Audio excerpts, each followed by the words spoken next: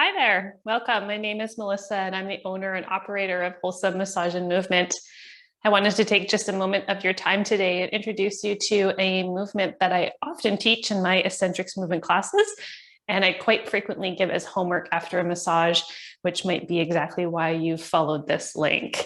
So quick intro, we're going to be talking about our hip joint. Oftentimes we think about this bone right here that we feel as our hip, but as you can see, that's actually just a bony prominence of our femur bone, and our hip joint is actually quite deep in our pelvis. As time goes on, if we spend a lot of time kind of sinking down into our joints, or if we spend a lot of time sitting, then the structures around our joint can become a bit unbalanced. This is a joint that you really don't want to dislocate. And so Mother Nature has protected it quite a lot. There's a lot of deep ligamentous structures and underneath there. We've got tendons, deep muscles, all sorts of good stuff holding things together. And as time goes on, if we're not moving this joint a lot, things can get a little bit stiff, maybe a little bit creaky, maybe even a little bit pinchy. So I'm going to show you a movement that helps to reintroduce rotational movement to this joint, which is so important for ball and socket joints.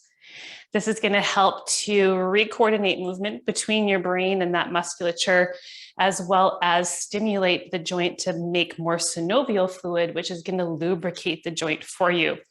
I suggest having something nearby for a bit of balance. You can even just touch your fingers down on the wall. We're going to bend at our knee, internally rotate at our hip. So you're going to keep your pelvis and your belly button fairly still. Bring your knee across, then open your knee up, which of course is actually opening your hip up.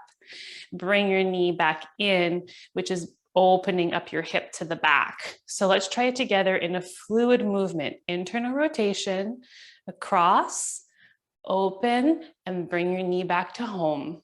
Internal rotation, across, open, back to home. One more time with me.